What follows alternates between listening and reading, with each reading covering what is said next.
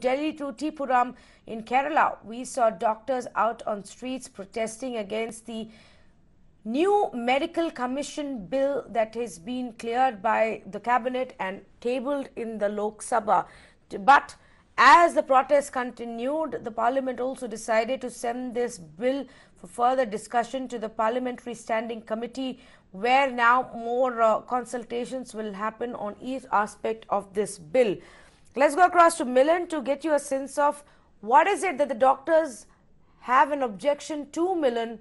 Why are they against this new legislation?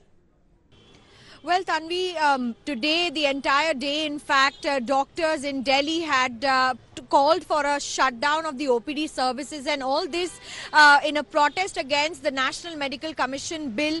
Certain provisions that the doctors were against at this point was that, number one, the IMA was not consulted at all, is what they alleged when this bill was being formulated. And even when it was tabled there, they didn't want the bill to be passed in its whole character. They called it not national at the point because proper representations from all states and wings of IMA was not taken into consideration, as what the doctors said.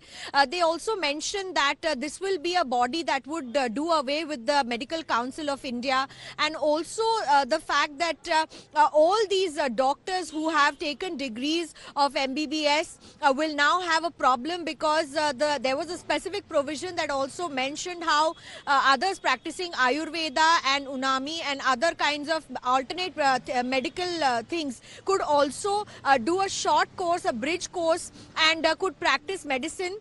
And the government stand on this was that they would be sent to rural areas to practice medicine with this particular short bridge course that would reduce the kind of burden that is put on mega cities for better healthcare services, and rural areas would get them. And the doctors also called it non-representational in character because certain provisions also allowed medical colleges to increase or decrease the number of medical seats, and also looking at representation for students. They also said that this bill is anti-people and anti-poor at this point.